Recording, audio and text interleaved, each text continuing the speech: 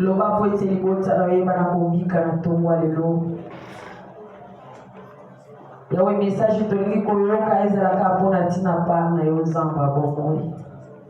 Mosali na yo na maboko na yo aza mwana na moto. Ye moko akoki te akokisalela ye puissama. Ntango aloba na yo kati na ye po ete biso toyeba kobeneficie na tongo lelo. Lokola bomoko tolobi merci Seigneur Jésus-Christ. Amen. Amen. Pour acclamer notre Seigneur Jésus. Amen.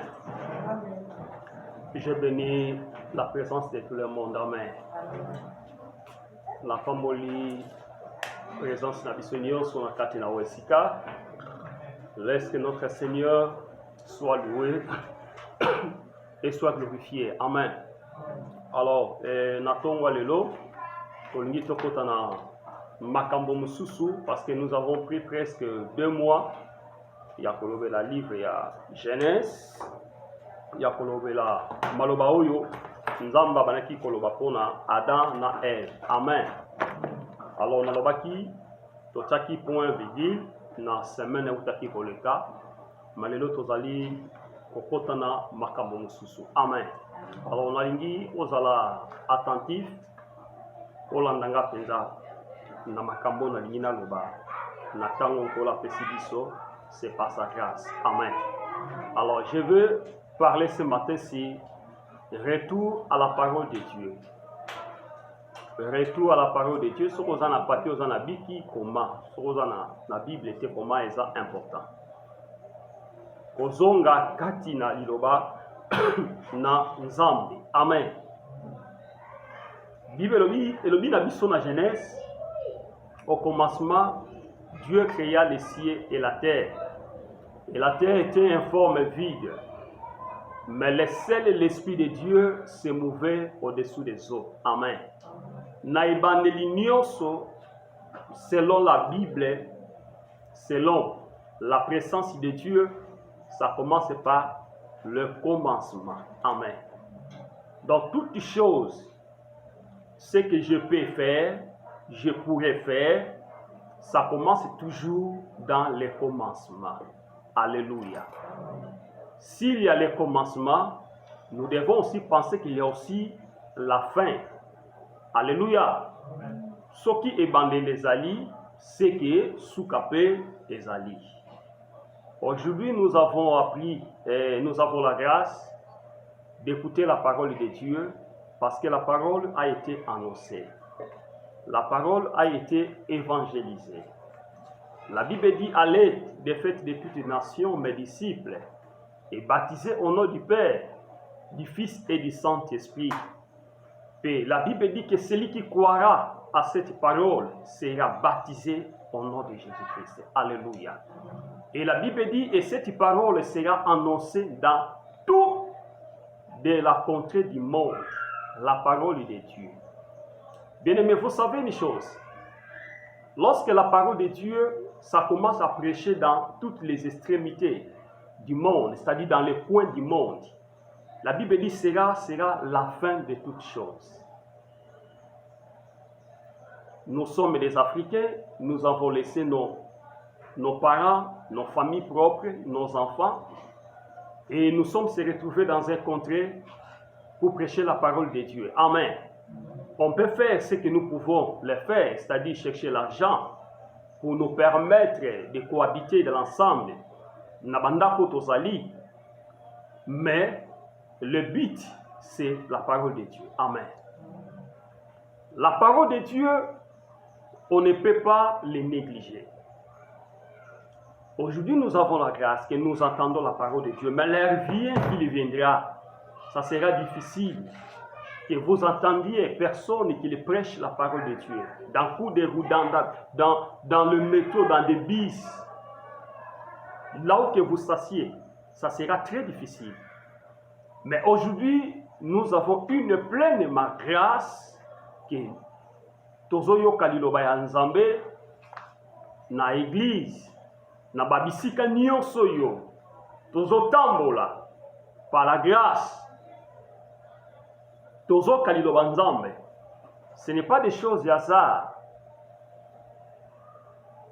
Ce n'est pas des choses comme si c'est la répétition. Non. Moi, je ne m'attendais pas que je pouvais être comme ça. Parce que je me reviens encore. Lorsqu'on me prêchait la parole de Dieu, j'étais encore très, très jeune. Mais aujourd'hui, si je me regarde, soi-disant que, donc Nazali Liboso, il y a un miroir, je me regarde, ma figure, je me sens que je suis devenu un vieux. Alléluia. Donc, chaque moment et chaque étape, chaque circonstance dans la vie d'Abisso, allez et puis regarder le miroir. Vous faites l'allusion de votre photo, où ils allaient qui un peu, car vous allez qui n'en tala lelo et l'onginayo, tu deviens vieux et tu as vieilli. Alléluia. Donc on ne peut pas se retourner. Mais la Bible nous parle aujourd'hui, retour à la parole de Dieu. Pourquoi le retour à la parole de Dieu? Bien aimé, je sais qu'il y avait des gens qui ont accepté Jésus dans sa vie. Mais par des circonstances, ils ont affaibli. Alléluia. N'a pas circonstance, n'a pas réalité à vie. Oh, ya satanda qui te na vie.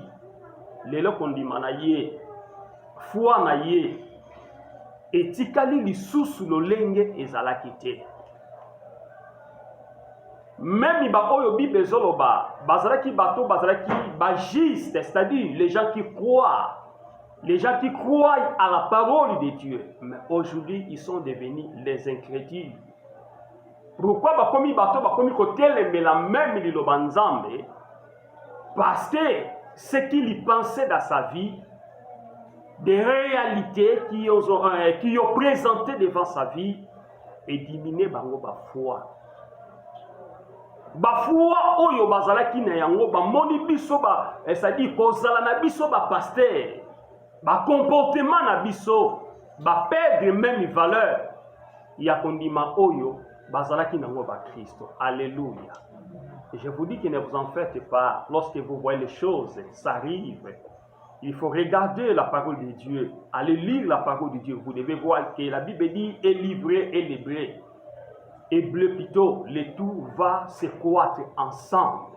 Nous se seigneli école et longo. Mais c'est à nous de discerner où est livré, où est le blé. Alléluia. Alléluia. Est-ce que Zam Tazolandanga, Nazo Memayo, na type moko ya chrétien, on comprend le nini na limina loba. Telme zali lokola introduction nanga. Parce que l'introduction, ce qui au saisir yangote. Tant on a banda ko se développer, na mikolo et zelanda, tu auras des problèmes à me suivre très bien.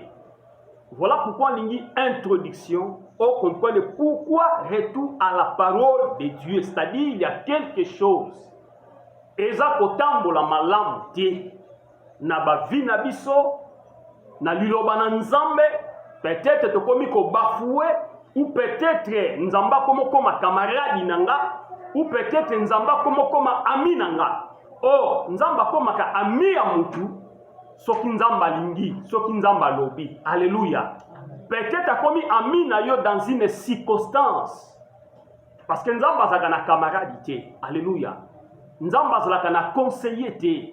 Nzamba zaka na mutu ko droite te. Tu peux être un président, mais tu auras des conseillers devant toi. Tu as 50 conseillers pour faire tes droitures. N'a pas type, n'a pas problème, n'a pas divergence. Il y a pas problème, mais nzambe azaka na conseiller te, azaka na mité, azaka na camarade. Alléluia. Et pourquoi azana mité, azana camarade? Parce que il est Dieu, il est un esprit.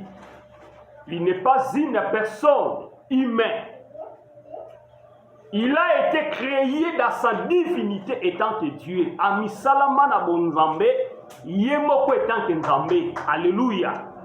Donc, à côté de la paix, à vivre éternellement parce qu'il est Dieu. Alléluia. Et ça, na momoko ezali important. na thème na biso na grand thème na biso ezali retour. Retour dans le sens normal ezali, c'est-à-dire qu'on se répartit de l'endroit d'où on est venu. Kozonga na esika oyo outaki. C'est-à-dire, chaque chose a son débit. Alléluia. Et là, nyonso ezaka ebandeli nango.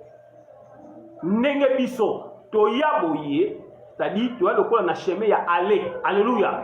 Soki nzamba pretenga na yo grâce un jour, voulu ou pas, et tu changes nationalité ou pas, un jour tu dois se retrouver à Kinshasa. Alléluia. Okozonga na ba famille na bino parce que tu es un Congolais d'origine. Alléluia. Okozala na posa ya famille, okozala na posa ya baleki na yo, okozala na posa pe omon na pe ba oya yo. C'est ça le retour. C'est-à-dire retour et kozaka biso na ba circonstance, na éveil. Je me suis révolté en moi-même, Katunanga. J'ai laissé ma famille depuis longtemps. Alors, je ferai le mieux que je me retourne et de voir, il fait famille nanga koma ndenge bazali. Alléluia.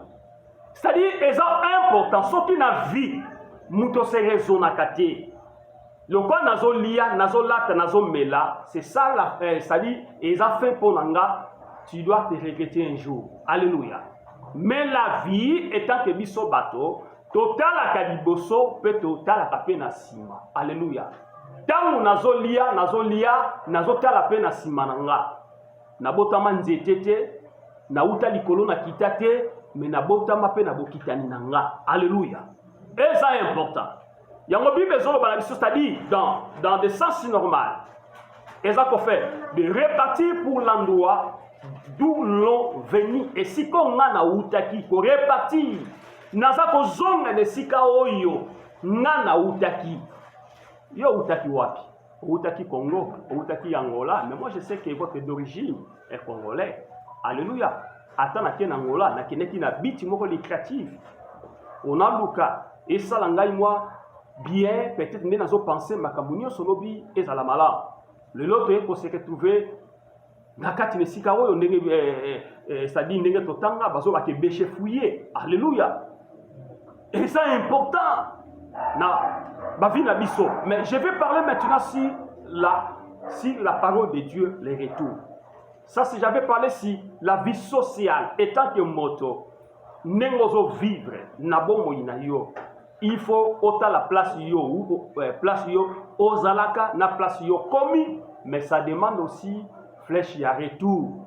Na équation, si je ne me trompe pas, il y a deuxième CO, l'équation bicarrée. C'est-à-dire, les flèches allaient et retournaient même une flèche, il y a retour. Alléluia. Et ça est important. Alors, maintenant, si les retours selon la Bible, soit Bible Nayo, Jean chapitre 14. Jean chapitre 14, verset 1 jusqu'à 3. Jean chapitre 14, verset 1 jusqu'à 3. La Bible dit que votre cœur ne se trouve point. Bible dit que mitema na bino et mitungi samate. Croyez en Dieu et croyez en moi. Là c'est Jésus qui lui parle. Mais azolo ba ke sengeli kondimanga pe kondima papa. Verset 2. Il y a plusieurs demeures dans la maison de mon père. Alors et kozala, il y aura plusieurs. Il y a plusieurs demeures. Ezalina bisika et belé dans la maison de mon père. Si cela n'est pas, je vous l'aurais dit. Soki yango ezala kite na lingaki na yebi sabino. Alléluia. Je vais vous préparer une place na keyi comme selabino bisika moko. Et lorsque je m'en serai allé, tant que nakoye bakokende, et que je vous aurai préparé une place nakoye bakobon selabino et sikamoko, je reviendrai na kozonga. C'est ça notre thème.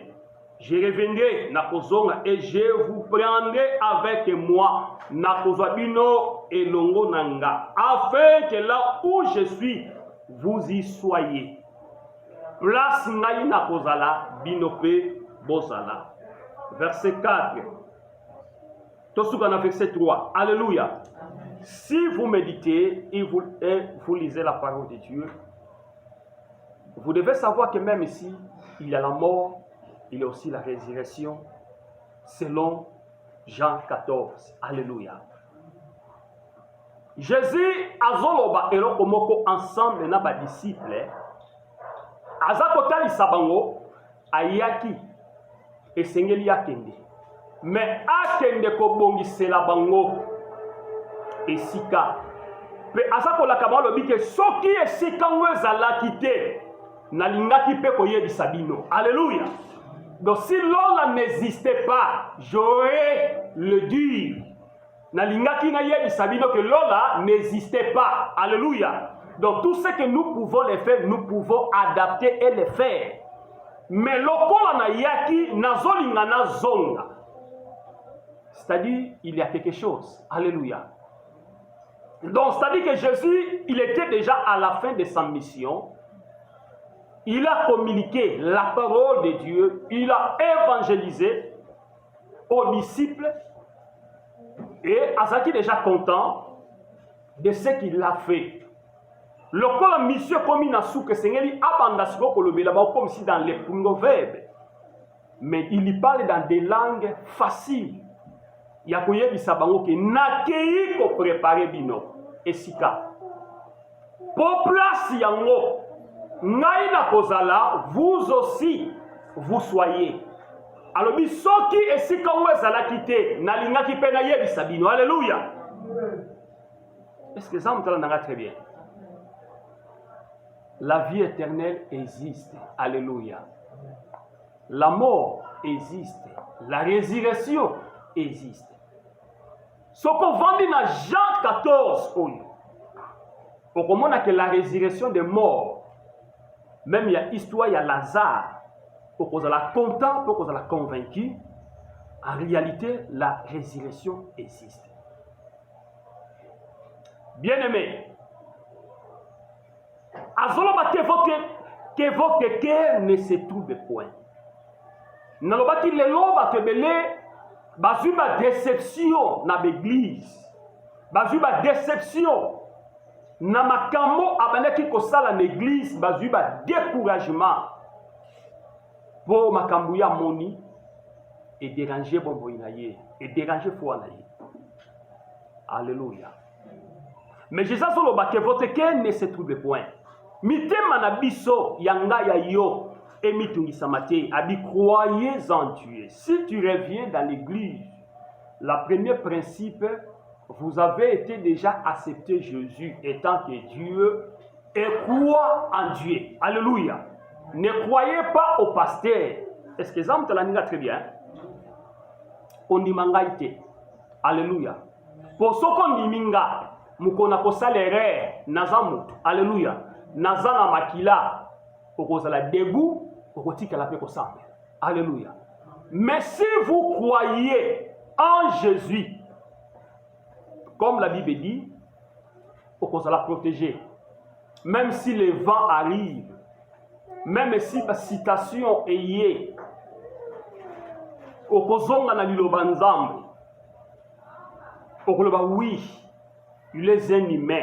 Alléluia. Tozonga mwa muke na jardin. Vous savez, l'homme qu'on appelle Adam, azatupi ya ba personne, otolobaka na vie ba bengi bango ba chansard. Alléluia. Donc nzambe apesio nyons dans la vie. Mais on raté opportunité wana. Alléluia. Nzambe apesio nyons on raté opportunité wana. Et ça va te mêler même dans la vie chrétienne. Bazana ba grâce moko yo moko pe oza mosene nzambe mais ozo croire na grâce ndeko yo as excellent. Alléluia. Mais lelo ba perdre ba grâce wana, c'est-à-dire grâce eza kati na ye mais ça ne fêté. Parce que nous avons besoin de faire moto, à boto la kate, mais il connaît comme sans effet. Alléluia. À ton lobby, et que ça la mali sous-soutien, et que ça mali sous-soutien. Parce que tu ne marches pas dans la volonté de Dieu. Alléluia. Que votre cœur ne se trouve point, mais croyez en Dieu. Tant que yaka, toujours semble la nani, toujours ya pona nani, toujours ya pona nzambe, toujours ya servir nzambe, toujours ya parce que nzambo yo abate biso, nzambo yo apesi biso, bomboyi, nzambo yo aza excellence pour la vie nanga, de ce qu'il m'a fait pendant toute la semaine, naza quand même reconnaissant. Merci. Naoya Sali. Alléluia. Deuxième chose, il y a plusieurs demeures dans la maison de mon père.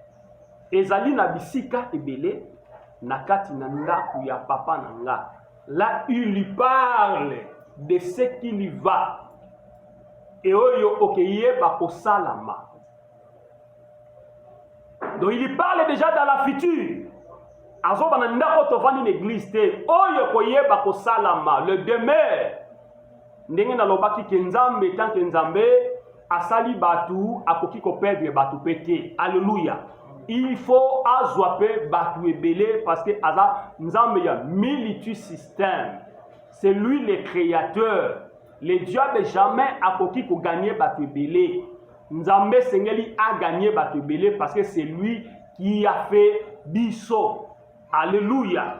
Azoba dans la maison de mon père, il y a plusieurs. Voilà Jésus, il parle toujours à ses disciples. Mais yoka parole na yalobini. Si cela n'est pas soki yango demeure wana esika wana ezala kité, je vous l'aurais dit dans l'ingaki na yebisabino. Alléluia. Là il y parle dans les choses qui va égoyer bakosalama dans les jours qui suivent. Mais azolo bango dans le présent, mais il faut avoir l'œil, oreille spirituelle, afin que oyoka, oyeba, nini Jésus azali kolobela. Na makambo esala masikoyote, excuse, mais azako prophétiser de ce qu'il va revenir. Alléluia. Alobi. Je vais vous préparer une place. Menakei ko salabino esika. Alléluia. Bien-aimé, tant que tozali bato,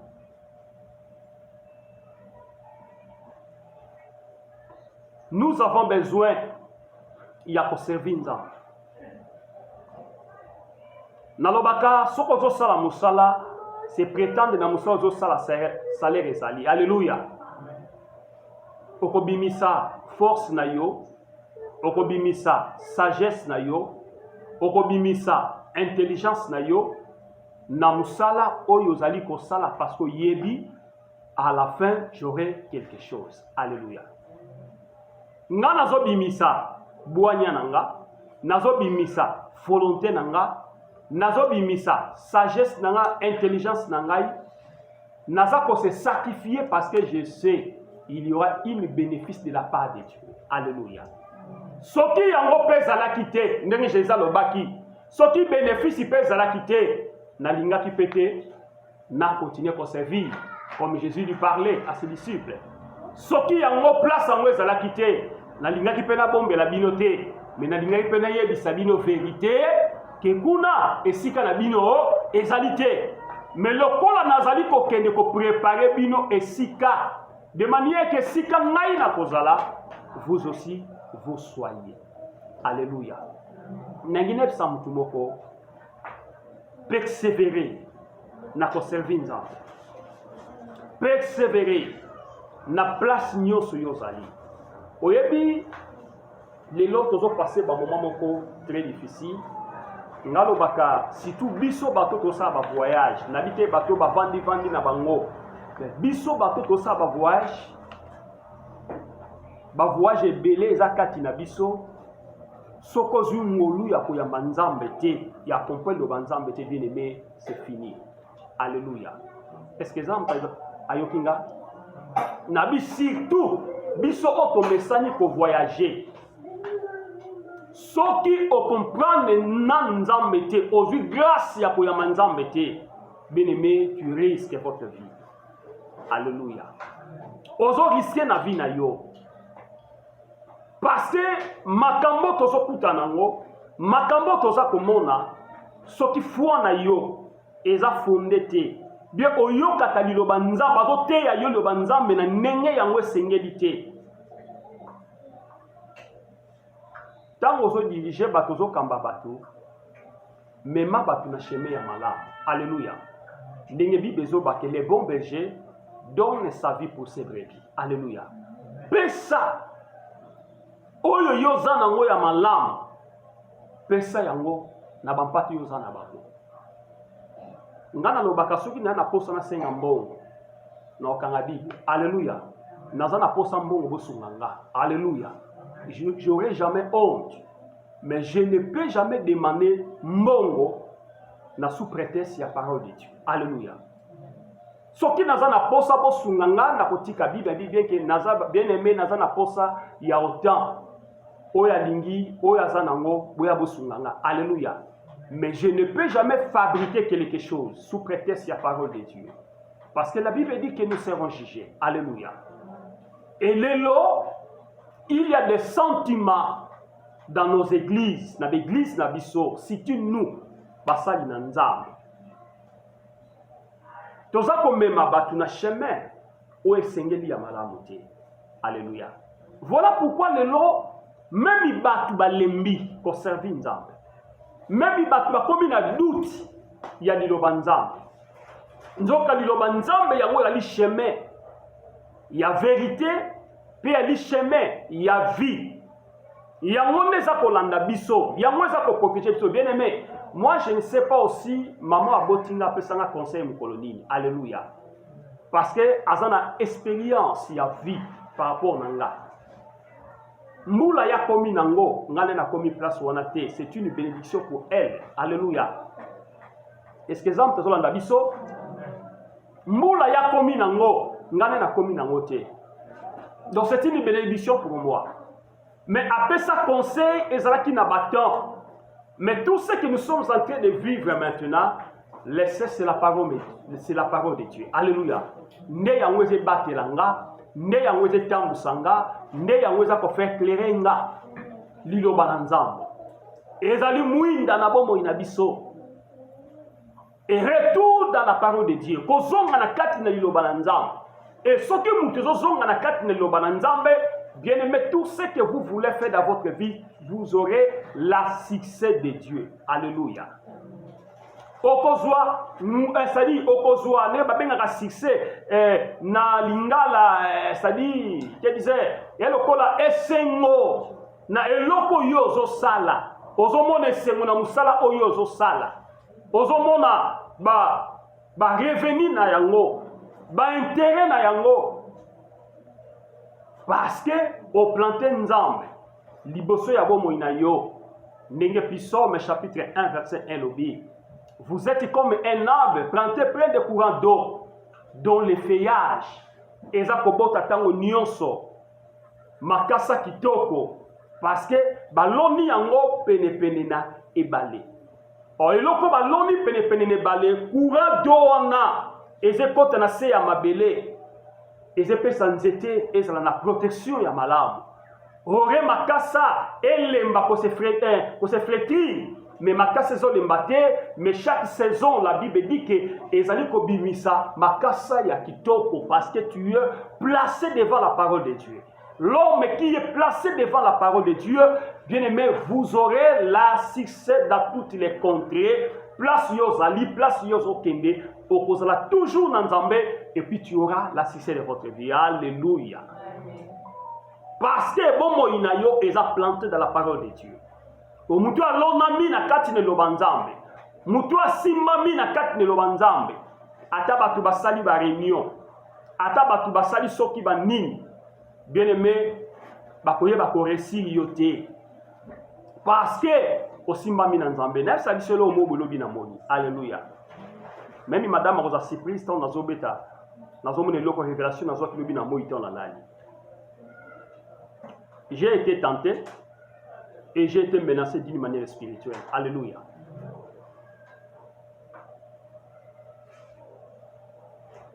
J'ai été menacé presque, c'était 3 mois. Début il y a décembre. Maladie nazobela, maladie yi balakate et mon nakate. Amen. Boken hôpital, malade des émotions nanti bako sala ba examen ba sali ni tout OK. Je me suis demandé à moi-même, Seigneur, aujourd'hui c'est qu'est-ce qui se passe dans ma vie? Nalali, ça dit wa na koti hôpital, na ba convenir ya compagnie, na wa biso moko ya ofele awa, tout mais maladie des émotions nanti mais na ça ko se maigri, na ça pena ko bela. Alléluia. Un jour, je parlais à Dieu. Dans une courte prière, avant que je dors, j'ai parlé à Dieu. J'ai dit, Seigneur, c'est que j'ai compris que maladie yo na obela eza maladie et outil na maboko abatu. Mais je vais vous me fassiez la grâce de voir la direction. Parce que ce qui na yebi muta zo combattre ngate, ozo comprendre na ko na difficulté ya koyeba ko réussir bitumba oyo. Mais ce la kisinga et que permettre ngene ba ko se combattre très bien. Na lali kola la kisinga habitala ta source muto oyo ta la source ya mata. Alléluia. A kisinga lobi ozwa ki masas na lokolo. La muka tala lokolo na yo ya gauche Mona bani na masasi misaka. Bon, on a très bien.